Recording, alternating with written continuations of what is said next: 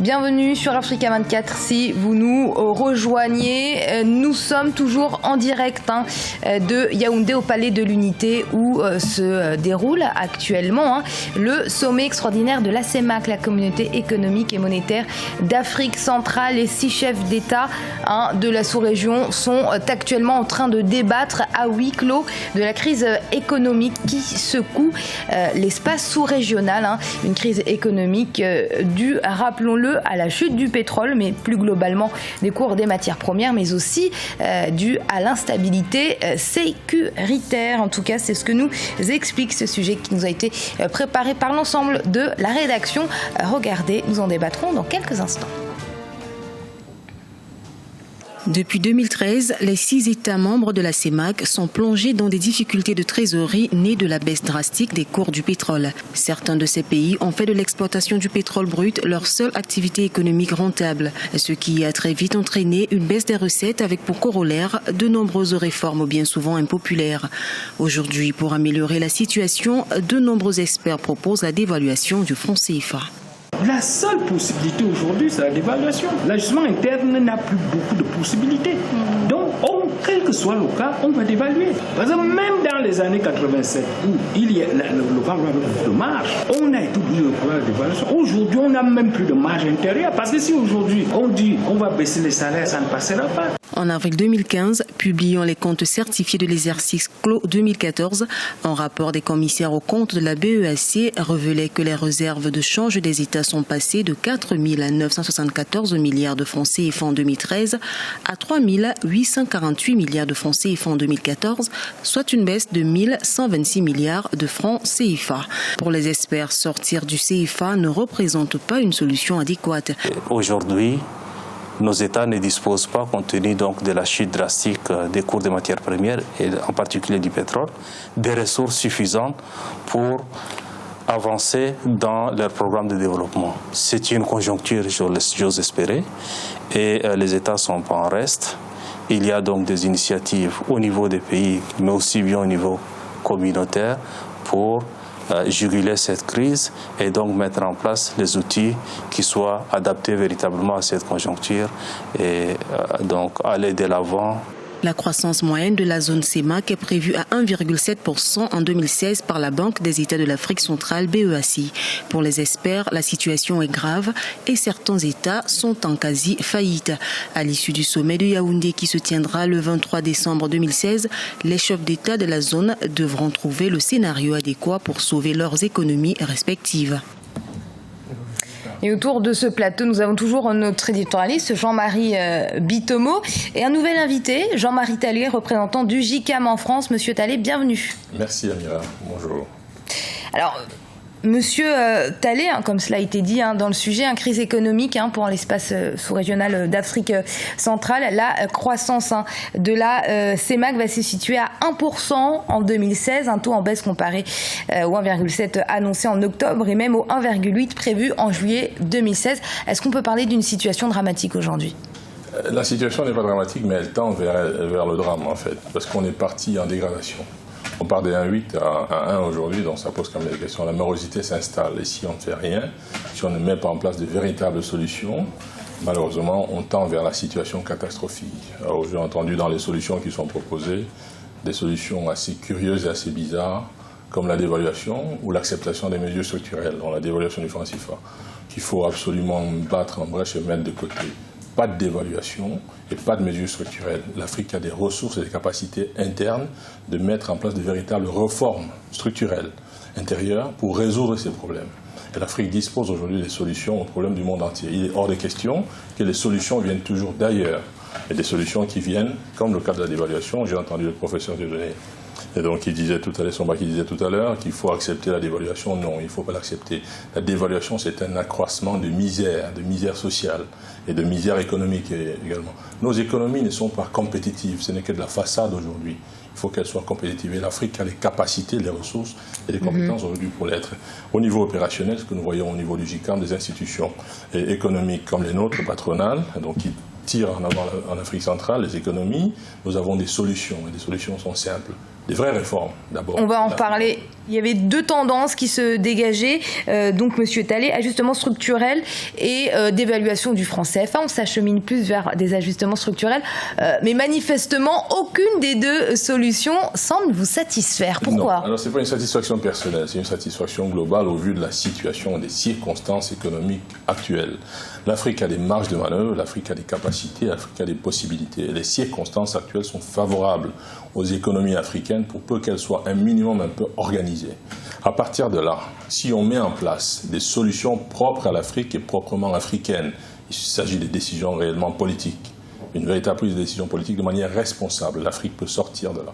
Ça veut dire quoi, les décisions réellement politiques? L'Afrique peut décider sans volonté, sans ajustement, sans dévaluation éventuelle, de baisser la dépense publique, de maîtriser la dépense publique, de mettre en place des véritables politiques de réformes structurelles, des réformes de fond.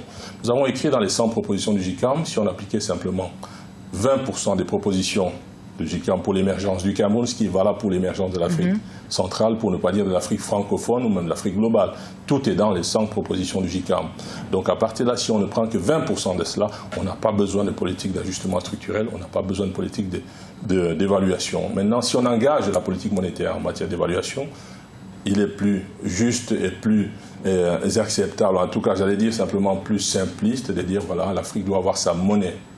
Donc, pour qu'on puisse avoir une économie maîtrisée, une économie solide, il faut une monnaie propre à l'Afrique, à cette Afrique francophone. Vous êtes pour la sortie de la zone franc CFA? Par exemple, ça ne ferait pas de mal.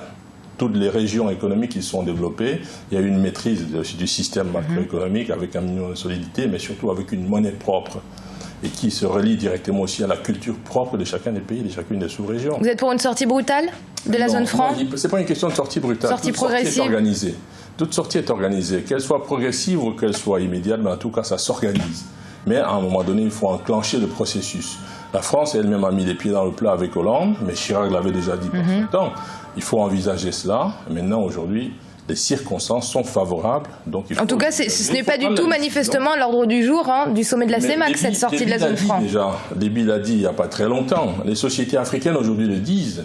Dans les sociétés civiles, les sociétés économiques aujourd'hui le disent. L'Afrique a le potentiel, l'Afrique a la capacité, de manière opérationnelle. Qu'est-ce qui lui manque alors à cette Afrique? La volonté politique, la vraie volonté politique et la capacité de prendre des décisions responsables. À partir de ce moment-là que nos politiques, nos gouvernants prennent des décisions responsables. Je vous donne un élément tout simple. Le président Paul Biya, dans l'ouverture, a signalé tout à l'heure la maîtrise de l'inflation, et ensuite le cours d'échange, et ainsi de suite, et tout ça. Alors, qu'est-ce qu'on en a fait en termes d'anticipation, en termes de prévision? Quand c'était bon à l'époque, on a fait quoi? On n'a rien fait. Aujourd'hui, on se retrouve le bec dans l'eau, mais c'est pourtant nous qui possédons la matière première, mais c'est les autres qui décident du prix. Alors les solutions du FMI sont des solutions qui sont valables pour l'intérêt de ceux qui sont des grands membres du FMI, mais pas forcément pour l'Afrique. Donc il faut arrêter. On est déjà en situation de misère comme ça, suffisante, depuis 1994, où il y a eu une première dévaluation. Personne n'a jamais fait une étude véritable pour voir l'impact sur les populations, en matière économique, en matière sociale. Il y a eu un accroissement de la pauvreté. Alors aujourd'hui, si on remet encore une deuxième couche en termes de dévaluation, d'ajustement structurel, il faut arrêter. Nous ne sommes pas venus pour accompagner le bonheur des autres. C'est tout. Accompagnons notre propre bonheur. Justement, Jean-Marie, il y a une question qu'on se pose beaucoup autour de ce plateau, mais même tous les Africains qui nous regardent et qui suivent de près ce sommet, c'est que les deux solutions qui sont proposées ont déjà été proposées il y a quelques années, elles ont déjà été mises en place, la dévaluation du franc CFA en 1994 et les ajustements structurels. Aucune de ces deux solutions qui a déjà été appliquée n'a apporté de résultats concrets. Pourquoi on les repropose des années plus tard ? On leur propose, c'est-à-dire, les propositions sont toujours faites pour l'intérêt des autres, comme M. Talley vient de le souligner. Les propositions sont faites pour les autres, c'est pas pour le bénéfice des Africains. Depuis, j'en ai parlé tout à l'heure. Les plans d'ajustement structurel. J'aimerais comprendre, donc, les chefs d'État, donc si ce n'est pas pour l'intérêt des Africains, ils le font pour l'intérêt de qui? Ils le font pour l'intérêt, c'est-à-dire, on en a déjà. C'est un pan de la question que nous avons abordée ici, là. J'ai dit ici, là, je l'ai dit, c'est que M. Talley l'a repris, clairement. Moi, j'ai parlé du président Sarkozy. Vous m'avez parlé du président Hollande, Amira. Chirac en a parlé avant, tout simplement pourquoi, dès l'instant que vous n'avez pas la possibilité de pouvoir opérer des ajustements économiques nécessaires qu'il faut par rapport à votre environnement économique, parce que moi, je vais bien. je suis toujours en train de discuter des indicateurs économiques sur ce plateau. Je me dis tout simplement que les indicateurs économiques qu'on vient nous poser en Afrique ne correspondent pas à notre environnement, comme M. Talley vient de le dire. Ça ne correspond pas à la psychologie. On a beau nous parler, le taux de bancarisation, il est faible en Afrique, ainsi de suite. J'ai dit tout à l'heure que l'économie, c'est de la psychologie. Dès l'instant que vous mettez un outil, un instrument économique qui ne correspond pas à la psychologie des populations que vous avez en place, vous pouvez faire tout ce que vous voulez, ça ne marchera jamais. Il y a un principe simple. L'investissement redémarre dès l'instant que vous avez les agents économiques qui ont confiance au système, aux instruments et qui leur sont proposés avec les modalités qui vont avec. Donc ce qui fait qu'aujourd'hui en Afrique, on nous parle, moi je veux bien, les gens qui nous soutiennent que bon, la zone CFA doit continuer à vivre. C'est-à-dire là, on va rentrer dans quoi? On va rentrer dans le conjoncturel. Allons-y dans le structurel, c'est-à-dire essayons de redessiner, de recharpenter les, comment dirais-je, les paysages économiques des différents pays qu'il y a dans la zone CEMAC et non pas tout simplement se contenter des mesures conjoncturelles qui ne nous amènent nulle part.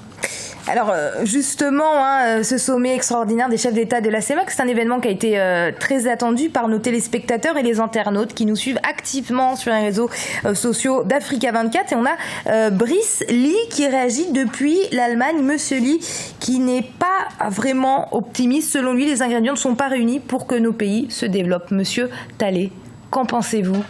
Non, je dirais que M. Brice, il le voit de très loin parce qu'il a peut-être une vision simplement dans la lecture sur Internet des choses de l'Afrique. Non, l'Afrique a tout aujourd'hui. L'Afrique a tous les éléments nécessaires. De part des Africains qui sont en interne, en Afrique, sur le territoire africain, la composante africaine qui est là, elle est très active, elle est très dynamique, elle est très volontaire. Mais simplement, il lui faut de l'impulsion. Cette impulsion-là vient des politiques. Alors, cette impulsion qui vient des politiques, elle n'est pas. Parce que les politiques, malheureusement, certains se comportent de manière un peu irresponsable. Ensuite, il y a des Africains de l'extérieur de l'Afrique, ce qu'on appelle vulgairement souvent la diaspora, qui sont une composante bourrée de compétences, bourrée d'expertise, de capacités, aussi de volonté. Or, quand on prend le potentiel qui regorge l'Afrique aujourd'hui, c'est l'Afrique qui porte la croissance mondiale. Monsieur Lin semble ne pas le savoir. L'Afrique porte la croissance mondiale. Il faudrait donc que l'Afrique, sur cette base-là, défende ses intérêts. Et tous les enfants d'Afrique, et ceux qui aiment l'Afrique, aujourd'hui, vous n'avez qu'à voir dans les sommets ici, tout le monde se bat, africain ou non africain, aller vers l'Afrique, parce que les solutions y sont. Et l'Afrique a donc la solution au problème du monde entier.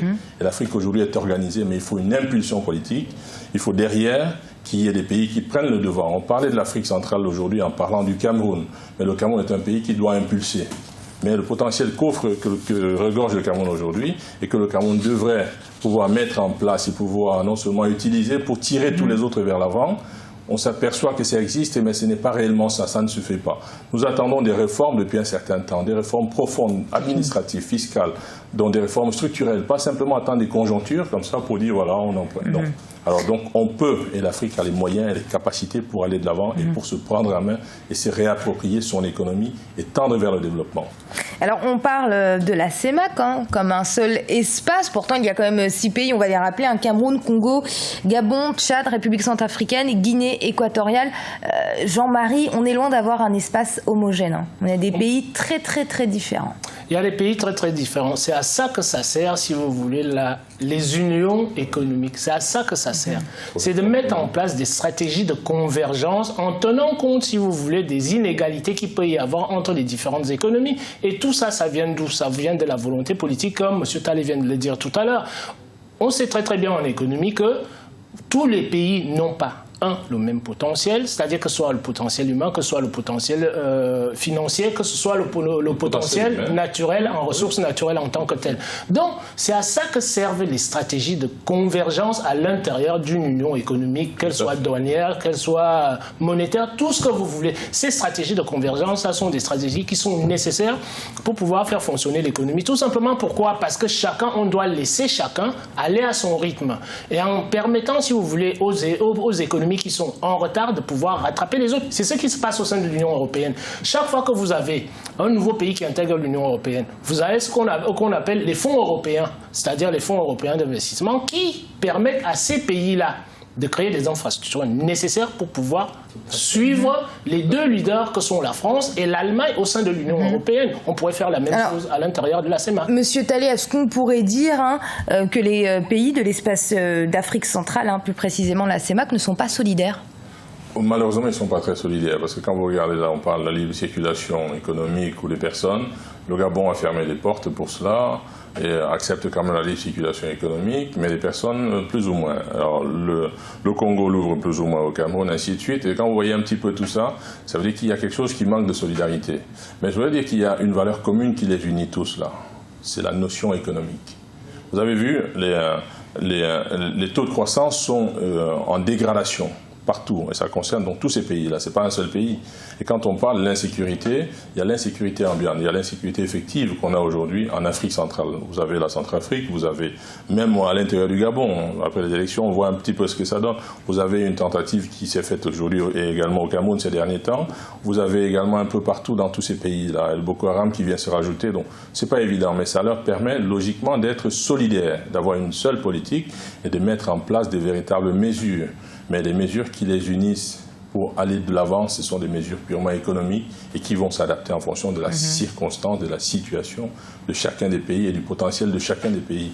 Tout reste possible. Il y a des mesures pour pouvoir les unir, mais est-ce que les politiques en question aujourd'hui prennent la mesure de ces choses-là? On n'en a pas tellement l'impression, parce que l'Afrique centrale est l'un des endroits qui regorge le plus de ressources naturelles au monde, et le plus de potentiel en termes de capacité et d'expertise, et de potentiel en termes de compétences. Mais malheureusement, c'est bien qu'il y a un problème. Voilà, il y a un problème, mais le problème il est basique, ça veut dire en gros, tenez l'économie. À travers cette économie que vous allez tenir, il faut tenir aussi la monnaie. À travers cela, faites des réformes en interne, en fonction de la structuration et de l'environnement de chacun des pays propres, on pourrait y arriver. Réduire les dépenses de l'État, ce n'est pas quelque chose qui doit venir du FMI, on n'a pas besoin de ça. Et faire la promotion de la diversification économique, on n'a pas besoin du FMI pour ça. Faire des produits manufacturés, faire de la préfabrication locale, la pré-transformation locale, la pré-industrialisation locale, on n'a pas besoin du FMI pour ça. On peut le faire, des opérateurs économiques actuels sur le terrain sont suffisamment puissants et qualifiés pour pouvoir le faire. Donnons-leur les moyens. C'est fini.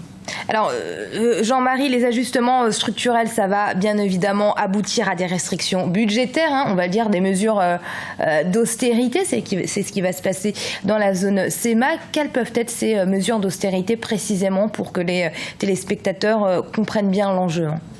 Les mesures d'austérité, si vous voulez, M. Talley vient d'en citer certains. Ça veut dire que la première des choses, il faut qu'il y ait une baisse drastique des dépenses de l'État. En Afrique, nous avons toujours, comment dirais-je, l'habitude de créer des gouvernements pléthoriques.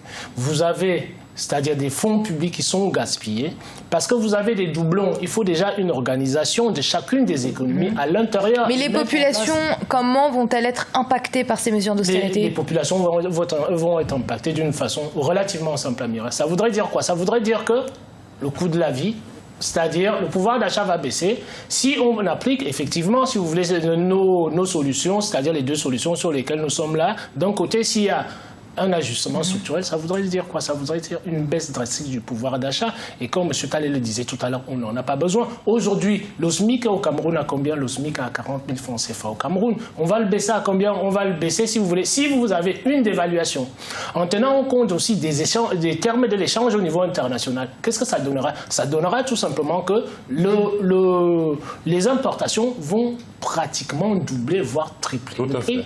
Et comme nous n'avons pas une autonomie, si vous voulez, en termes d'autosuffisance alimentaire, ça voudrait dire quoi? Nos balances, la plupart des balances commerciales de la CEMAC sont déficitaires. À cause de quoi? À cause des importations des produits. Jean-Marie, est-ce que nos pays savent s'endetter? On a comme l'impression qu'ils ne savent pas s'endetter. Mais justement, les pays ne savent pas s'endetter, tout simplement. Pourquoi? C'est la raison pour laquelle... On a des États-Unis, la Chine, la France, des pays qui sont endettés et qui arrivent quand même à pousser leur croissance. Pourquoi nous n'y arrivons pas? Nous parlons de la zone CEMAC ici, là, et justement, c'est ça le front, les gens qui nous soutiennent, si vous voulez, le front CFA. Ça voudrait dire quoi? Quand un État de la zone CEMAC ou un État, c'est-à-dire de la zone CFA, veut s'endetter, il faut l'aval, si vous voulez, de l'économie de la France en tant que telle, puisque c'est la France qui garantit ça, alors que la dévaluation sert à quoi? La dévaluation, il y a ce qu'on appelle en économie les dévaluations compétitives. Encore faudrait-il que vous ayez un outil de production qui vous permet d'être compétitif sur le marché international. Monsieur Talley, j'aimerais vous écouter sur cette question. Pourquoi nos pays ne savent pas s'endetter? Oui, mais vous posez le doigt sur quelque chose d'extrêmement important. Il faut avoir un endettement affecté à quelque chose. Or, chez nous, on a de l'endettement sans savoir exactement le pourquoi. Et ça serait avoir de l'endettement dans un gros panier, et puis chacun peut puiser à souhait, sans avoir des orientations bien précises. Alors le manque d'orientation économique, le manque d'orientation de la gestion du budget, le manque de la diversification, savoir sur quoi on pose un endettement, ça manque chez nous. Quand les États-Unis ou les pays européens s'endettent, c'est pour un but bien précis, un objectif bien précis, une affectation bien précise. Ça manque chez nous. Donc, quand on dit qu'on s'endette, vous avez un cas tout simple. La dette publique, en général, chez nous, est très augmentante. Quand on regarde, mais derrière, de l'autre côté, on peut refinancer les banques, qui sont les banques commerciales, mais qui elles-mêmes ne financent pas l'activité, qui ne financent pas les PME, qui mettent des conditions drastiques parce qu'on se couvre, conditions de sécurité, insolvabilité, ainsi de suite, et il n'y a pas de soutien, il n'y a pas de garantie. Nous avons mis en place au GICAM un fonds de garantie, donc African Guarantee Fund, pour pouvoir soutenir les économies. Mais il faut derrière que l'État aussi fasse son travail, que l'État apporte tous les secours. Ce qui est valable pour le Cameroun, dites-vous, c'est valable pour toute l'Afrique centrale. Mais à partir de ce moment-là, si on ne peut pas prendre les devants pour dire qu'on a un endettement maîtrisé, qui est orienté, qui est affecté de manière bien précise, mais ça va dans tous les sens comme on le voit. On le prend. S'il y a beaucoup d'argent subitement, comme on vous dit, il y a beaucoup de liquidités dans les banques africaines, mais ces liquidités-là servent à quoi? Il y a beaucoup d'argent. On vous parle de taux de rentabilité dans nos banques en Afrique centrale. C'est plus important. Vous savez, en économie, il y a quelque chose que ça cache. La rentabilité ne veut pas forcément dire que c'est très intéressant. C'est parce que les marges sont intéressantes, mais parce qu'elles ne financent pas forcément les économies commerciales. Il faut qu'elles financent réellement des économies commerciales. Et comme elles le font un petit peu, à petite dose, mais c'est rentable parce que les marges sont grandes.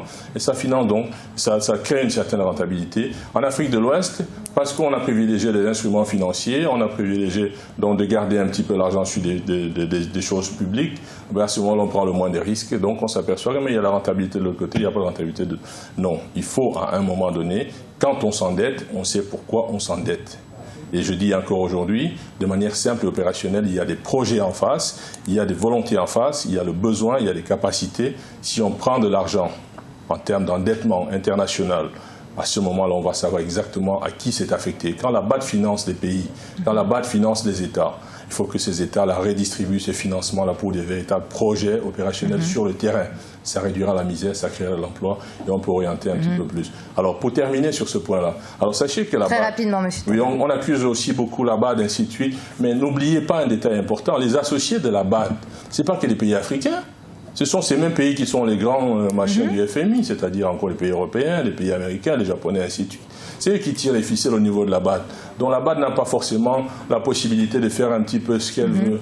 Donc à partir de là, qu'on mette les pieds dans le plat. Ils se sont réunis en Afrique centrale aujourd'hui, ces chefs d'État, mais qui mettent les pieds dans le plat, qu'on arrête d'enrober des petites choses comme ça, qui ne mènent à rien, qui n'ériment à rien, qui sont un gouffre financier du fait d'être réunis comme ça. L'économie locale, sur la base, a besoin de financement, d'accompagnement des décisions politiques.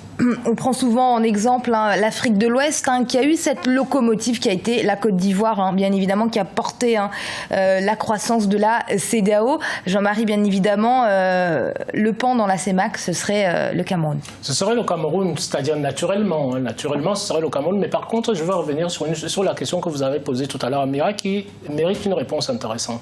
On nous parle, vous nous avez dit tout à l'heure que l'Afrique ne sait pas s'endetter.